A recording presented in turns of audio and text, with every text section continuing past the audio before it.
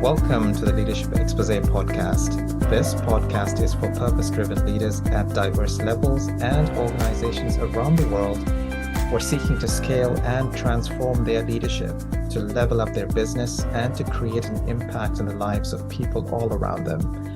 Business and boardroom topics, trends, innovation, transformation, and the intersection with leadership is the focus. We enable success. I'm your host, Stephen Paul.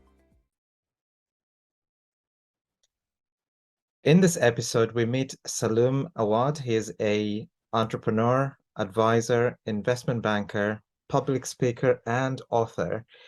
He was recently appointed by the President of the United Republic of Tanzania as the chairman of Cereals and Other Produce Board in Tanzania.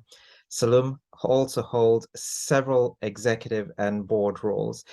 We will hear about Salum's journey, his views on startup investment in Africa, and how he is making a difference as a global citizen in the Pan-African reach, working with companies and international organizations in the region in the areas of corporate advisory, funds management, private equity, M&A, amongst several other domains. Welcome, Salum. How are you doing today? I'm good, Stephen, and thanks for having me. Wonderful. Salum, I know we exchanged some notes here before we started the podcast, but tell us where are you actually based in Tanzania? I'm actually based in Dar es Salaam, which is the major commercial city along the shores of Indian Ocean.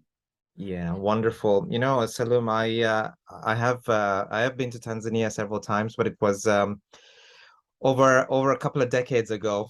So it's been a while, but I'm very familiar with Tanzania, and I loved it when I was there. So obviously things have changed, but obviously for the positive. But want to just share that bit of information as well. Yeah, I think if you've been here, beautiful place. I'm sure you enjoyed your times when you're here, and now things have really changed. So the next time you're here, I hope you enjoy not just the hospitality, but the pace and development that we see, not just Dar es Salaam, but the entire country that is experiencing currently. Excellent. Salum, tell us a little bit about yourself, your personal and professional leadership journey. Tell us how it all started and where you're at the moment. Sure. So I think my professional journey started in 2004 when I graduated with my first degree from the University of Dar es Salaam. And initially, actually, the idea of my career path was totally different from where I am today. So I started. At the moment I graduated, I was employed by State University of New York with a project, which of course was to assist the Tanzanian Parliament on technical assistance. And of course, I moved to work for a pension fund. And then thereafter, I left and started SSC Capital. That's pretty much 12 years ago. And my initial trajectory of my career was pretty much working in the public space or in development space. But when I was exposed to the world of pension fund and the job that I did initially, and then I developed a lot of interest in finance, and then I had to twist a little bit my career from the traditional development sort of work into pretty much more into finance and investment in the corporate world, and that's how I had to refigure my career in terms of going back to school, doing my MBA.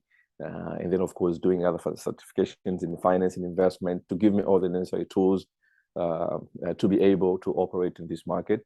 And of course, the rest is history at where I am today. Amazing. So pivot from public to private to a wide range of financial services that you do and offer as well. Is that your primary focus at the moment in terms of the entrepreneurial approach and just helping other companies in that space? Yeah. So the focus now and the focus there, of course, I think we probably keep as a company at least for the next few years at a company level, and for me at individual level, is to build a financial services sort of marketplace where if you walk into our company, you should be able to be catered for any type of financial service that you need, whether as an individual or as a company. So we're trying to be as diversified as possible within the realm of financial services. So everything around financial advisory, whether it's investment banking, which for us covers wealth management, capital raising, mergers and acquisitions and stuff like that, or building and setting our own fund in the private equity and venture capital space where we directly invest in startups. And then, of course, we have also ventured into Islamic finance as a new model financing, which is coming up quite heavily in many parts of the world. So, of course, we want to also do some work in insurance and risk management space. So that's where the focus is now, building a one-stop marketplace where we can have a menu of different financial services that can cater for not just individual or consumer customers, but as well institutional or corporate clients that are looking for this type of services. So now you mentioned in the introduction, I just got appointed by the president to be the board chair of one of the government agencies, which is involved in agri. So there's also part of me now that will also be focusing on the public service, which probably I tried to run away from initially.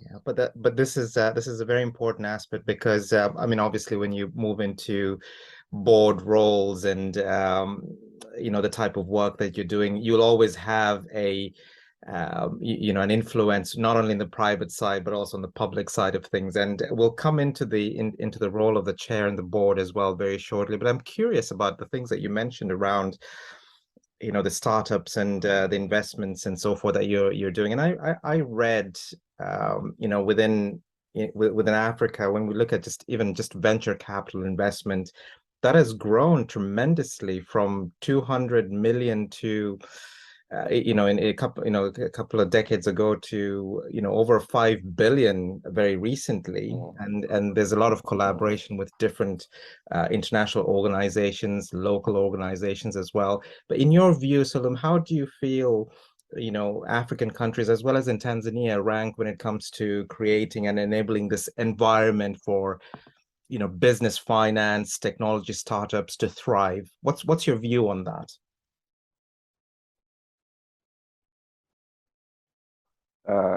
Sorry, Steven, I think I lost you a bit. That's okay. I'll repeat the question here. So there is a lot of great things happening in Tanzania in terms of investments, in terms of venture capitalism and so forth. And in your view, how do you feel the African continent as well as in Tanzania, how does it rank when it comes to creating and enabling an environment for business, finance, and technology startups to thrive? Yeah, I think so. One thing for sure that you will see if you were to travel to Africa today is there's a huge transformation that we see in the business environment and tech and investment landscape. In the past, probably people thought Africa is pretty much not a place where you can do business. Unfortunately, international community was heavily exposed to the negativity about the African continent, but that is changing, and it's been changing quite heavily recently. And one of the evidence of that is, as you mentioned, last year, African startups, and majority being tech startups, raised $5 billion, which was 3 times more than the amount of investment which are raised in the past 3 years.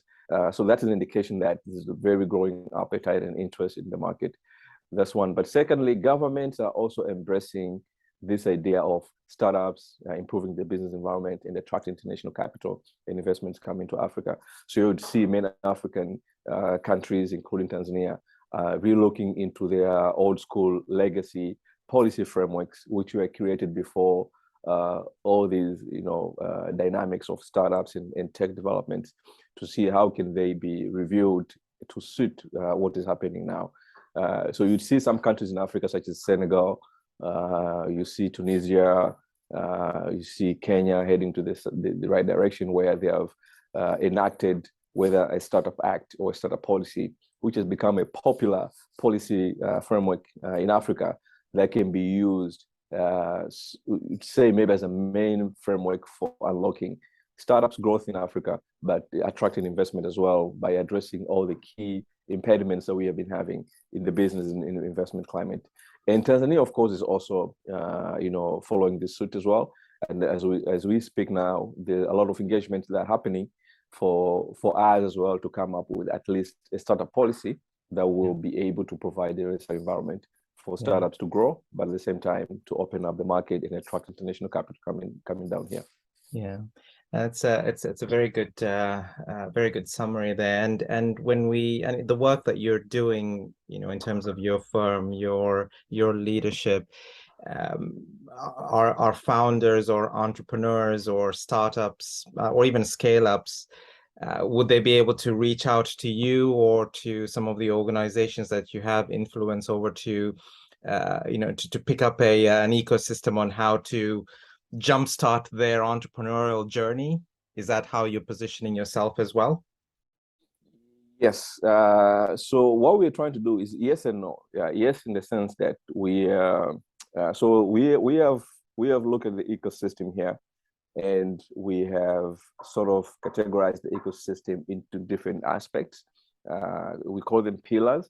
So we know the ecosystem requires a lot of investment, say, in the tech infrastructure, like data and such things.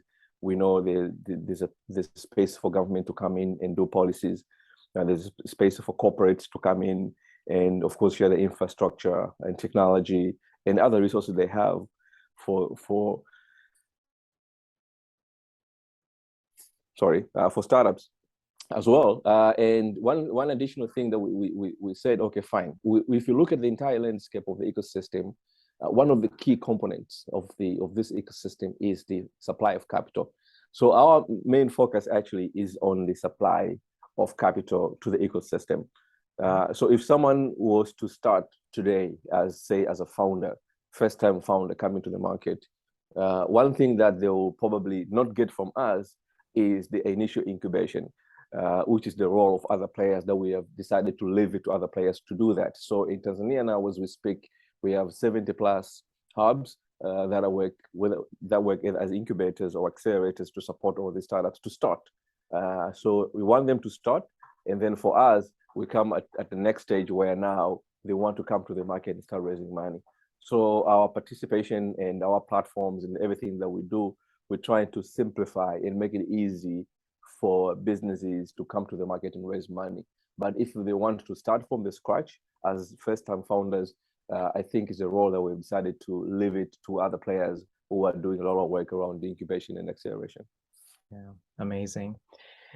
And Salum, we talked about you being the chair of the board of the cereals and other produce board in Tanzania. What's your initial view on the challenges that you see, just generally from a board perspective? So of course, challenges are pretty much sizable, if I may. And so the first thing that I learned about the board was very simple. So Tanzania, the way we have structured, especially the agricultural sector, is we have what we call crop boards. These are the boards that are mandated by the government to oversee the growth of that particular crop sector. So if it's tea, then you have a tea board. If it's sugar, you have a sugar board. If it's coffee, you have a coffee board and all that. But their role and their mandate is pretty much about regulations on the pricing and supporting farmers to get the support that they need. But our board is different. So our board is mandated and is structured as a corporation. So we are supposed to do business, not just about doing the traditional government work of, say, improving the process environment. So what I've seen is, as much as there's a lot of work that has been done so far with the previous board and the existing management, but we also see that there's a lot of work that still needs to be done. And one thing that for sure is many African countries are still very agricultural heavy. Tanzania, for instance, 1/3 of the GDP comes from agriculture. More than 2/3 of employment comes from agriculture. More than 90% of the food security comes from our farmers here. And so, but if you look at the value that agri is adding to these people, all the players in the ecosystem is still very low. Farmers are pretty much still very poor, if I may, as much as they do a lot of work. So agri has not been able to, unlock their wealth and become at least financially, well in a position that they can take care of themselves and their families. So we want to see how can agri really do that? How can we really unlock agri through the work that we do as a board to help either on access to markets or providing better prices. So this is some of the things that we really want to do. And of course, we've also come into a play where it's a very challenging time, where the pressure from climate change and the Russia-Ukraine war have heavily impacted on the price of food here. And then, of course, there's sort of increase in food prices in the market, and there's a lot of sort of public outcry. So we are trying to see as a board, how can we address this challenge and make sure that food is plenty available, prices go down, and we are food secure as a country. Yeah, Salum, I like the way you positioned, your view of the board and how you're influencing it, being not the traditional governance board, which is still important, but it's an entrepreneurial board, and looking at how you can influence business in the region, in the nation, and looking at global forces as well. So it's good, that line of thinking. The board matters are very close to my heart as well. And there's obviously different schools of thought around running of boards and so forth, but the way you positioned it is definitely beneficial to the country and to the businesses and to the different sectors that you outlined there. Salum, tell us a little bit about yourself, as a leader. What's an experience or a story that you can share that comes to mind, as a leader yourself in your current roles, that has resulted in a highly positive outcome? I know you touched on a few things, but any stories that you want to share? Wow. So probably one of the things that comes to me quickly is, so before 2010,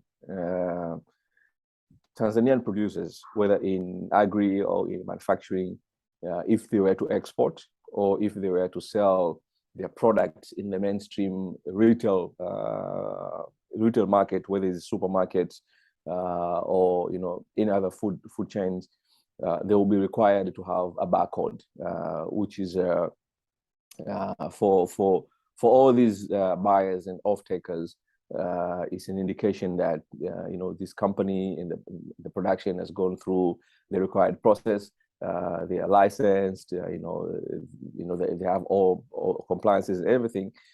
And so one of the challenges that we had at that time was Tanzanian producers could not get barcodes here, because for a country to issue barcodes to its producers, you need to apply for an international license from a body called GS1 Global, which is based out of Belgium. So we didn't have the license then as a country. So all the producers here were to go to Kenya and South Africa to do that. And as a result, would make Tanzanian products very expensive if you were to compare to, say, Kenyan products, because they could source such barcodes locally. So the government and the private sector decided to intervene and find a way for Tanzania to be licensed. So when that decision was made, there's only a window of 10 days before the expire of that window to apply for a license, and they probably have to wait for the following year. And Tanzania, as a country, the government wanted really to have the license that year, so they want to get someone to do that. So when you go to this global agency, there's a lot of work that needs to be done, including doing a study and, say, a business plan and everything to justify that Tanzania now is ready to be licensed and start issuing barcodes to its producers. So everyone who was contracted to do the job said, no, 10 days, impossible. You cannot do this in 10 days. And then I was contracted as well to support that move. So I was hired as a consultant then to support the government and the private sector to do all the required processes, documentation and research and everything to qualify for Tanzania to be issued the license. And of course, I did it in 10 days, and we managed to do the application. And the outcome was positive, and Tanzania was for the first time licensed to issue barcodes, which as a result today has managed to help thousands and thousands of small businesses as producers to access not just local, but also export markets to sell their products, grow their businesses, create more jobs, and pay more taxes to the government. Amazing. Yeah. That's such a strong influence and leadership that you actually showed there. What's what's your your general view on your secret formula to your success with all the things that you've actually done over the last couple of decades? So for me, I think is three P's. One is patience. Second is persistence, and third is perseverance. So for me, these are three things. It doesn't matter whether you have great ideas, whether you have great knowledge, whether you have great skills, but if you cannot be patient, you'll give up. If you're not persistent, you'll give up, or you lose direction, and then we'll be jumping over here and there, and you lose your focus. And if you cannot persevere as well, you won't be able to weather the storms that come to you in your career growth. I think you'd agree with me. Being an entrepreneur is 10x difficult than being an employee. You just clock in, do the work that you've been allocated for, and then probably at 5 you are off the office, and then probably in 25 days you have a check, credited to a bank account, and there are times when you're not feeling like working, you can call in sick.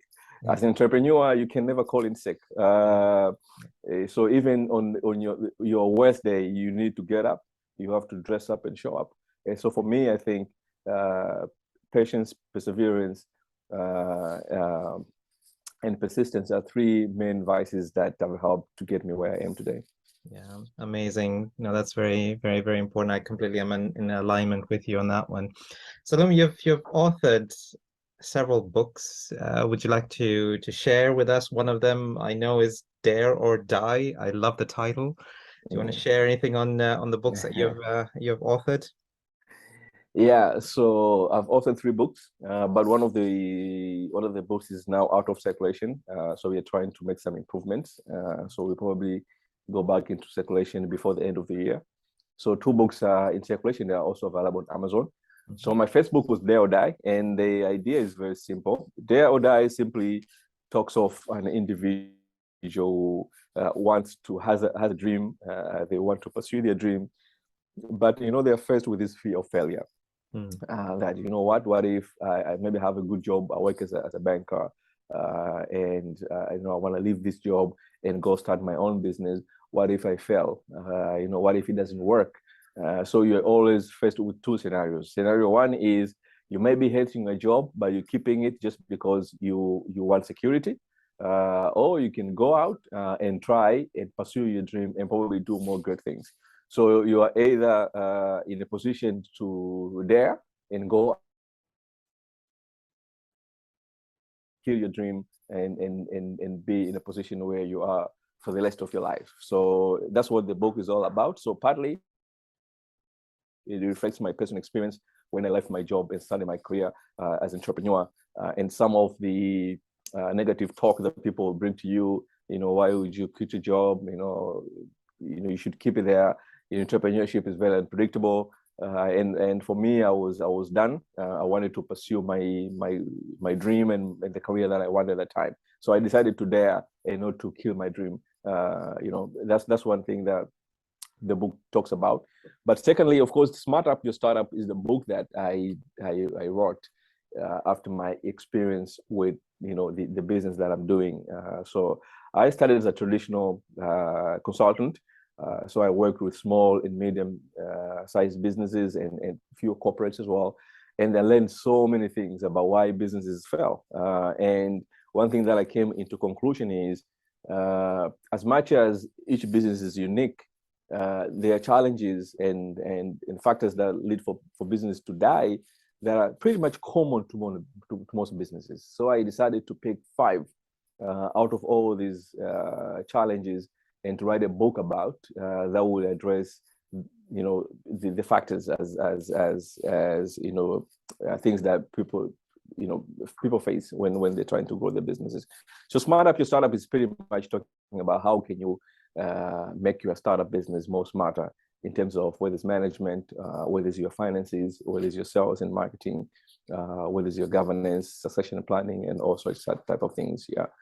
So those are two books that's the talk about. And of course, the third book, which is out of circulation, as I said, is called Where is the Money? So Where is the Money talks about the challenges that small businesses, startups, and all businesses in general are facing in Africa. So despite the growth that we saw last year, where $5 billion worth of investments were invested into startups, Africa still faces between $200 to $300 billion worth of financing gap for SMEs. So we still need to deploy a lot of money. And there are all these different options which Africa is now experiencing. So in the past, people used just to go to banks and raise money from banks with traditional debt. But now you have everything. You can go to the market and do a corporate bond. You can do an IPO. You can raise money from angel investors. You can go for crowdfunding. You can go to venture capital and private equity investors. There's so many things that you can do now to raise money, as opposed to what you could probably do in the past 10, 15, 20 years in this market. So the book talks about all these different sources of financing. What are they? How do they work? What are the pros and cons of each source? And what can you do as an entrepreneur to approach one of these sources to raise money for your business? Hence the title, Where's the Money? Yeah, amazing and well done. Salum, tell us a little bit about yourself. What does a day in the life of Salum look like? I know you touched on a few things, but morning to evening. Yeah. So I usually have pretty busy days. So one thing that I do is I wake up at 5. I do my prayers, and then of course I do a few things in the morning. I exercise probably for 30 minutes, and then of course I have my morning tea, green tea probably, or coffee, and then I check my emails and a bit of social media just to see what is happening, because I'm quite active on social media. So I usually want to see whether people ask some stuff based on the post that I did previously, and then I look at my plan of the day, the meetings that I have. I line up everything, and then of course before 8 I hit the road, come to the office. Or of course sometimes I have meetings outside the office, so that would probably run up to say 1. I usually break. I do my prayers again. As a Muslim, you're supposed to do 5 prayers a day, so I try to comply to that as much as I can. And then of course after lunch usually is my day starts slowing down between 2 to 5, where I usually push pretty much most of my meetings. I usually push them to that time. So I use my morning times for doing my in-house work, because that's where I think I'm most productive. And then from 5 I'm done, and then I just do some light work, catch up with news, what is happening in the world, regionally, globally, and nationally, and catch up with family, and of course winding up probably by 7:38 I'm done, and by 10 I'm in bed. Very balanced and very, very, very inclusive, but yet very, very comprehensive as well. No, that's very good. Salum, we're coming to a close very shortly. Is there any closing messages or a challenge to other leaders within the region, or even globally, or to emerging leaders or boards or organizations that you want to share with, either closing or challenge? So for me, I think one of the things that we really need to work on as boards, where we are entrusted to lead organizations, whether as an entrepreneur or a business or political leader, one of the biggest things that I think we need to do in Africa now is to build skills of our people. I think if there's one thing that we really, really lack, is proper talent and skills in the market. And for me, I think, let's say today we want to turn around this board that we have been entrusted with to do the work that I said earlier that we want to do. If you don't have people with the right skills and the right talent in-house, there's nothing you can do. So if today you're supposed to run the government. If you don't have people with the right skills to build your cabinet, to be appointed different government positions, there's nothing you can do. So for me, I think number one thing that we need to do is skills and talent, and that of course calls for reviewing our education system across Africa and produce the type of people that are competitive, that have the right mindset, and can do the work that we want to do as a continent. So everything else, to me, I think can come into a play, whether it's finance, where most people talk about as one of the major challenges for doing business in Africa, whether it's policies, where of course governments need to do a lot of work to make sure that the policy environment is quite friendly. But for me, I think with all the opportunities we have, if you bring in all the finance, if you have the right policies, but if you don't have the right people to do the job, we won't be able to move a needle. So for me, the main message is wherever you are, make sure that you empower your people, give them the right skills, train them, retrain them, make sure that they embrace what is happening now in the world, and they become as competitive, forward-looking, in the right mindset to do the job that we want them to do. Wonderful. Wise words and sensible words from a progressive-minded leader. Salum, thank you very much for being with us today and sharing your journey and all the exciting things that you're doing in the region, both in the private sector as well as in the public sector. Thank you very much. Thank you, Stephen. Thanks for having me. Wonderful. Okay, folks, thank you very much for listening in, and stay tuned for our next episode where we'll hear from the CEO and chair of an international firm who is an expert in navigating the ever-changing climate of Wall Street and his take on the IPO industry, as well as his secrets to making it real for businesses. Stay tuned for our next episode on this and continue to stay on to hear about an exclusive offer for you. Thank you. Hey, I hope you enjoy the podcast. Don't forget to subscribe to the channel. You're now seeing this part of the video also because you consume some of my content, insights, and teachings. Maybe you've been to my LinkedIn page or website or seen other social media ads or listened to my podcast. I'm Stephen Paul, a business and transformational executive coach, strategic advisor, leader, and board member. I've been in diverse roles, corporate executive, entrepreneur, and worked with businesses and firms of all sizes, built and launched businesses, created high-impact boards, and so forth in 4 continents. I get it. I've been there, done that, but what is different is I bring a unique perspective and a playbook. I've helped 100+ business leaders just like you to scale and align their leadership top teams, the board, and overall business for growth. Leaders like Ivana from medium-sized company in the EU who grew 150% and expanded globally in under 5 months.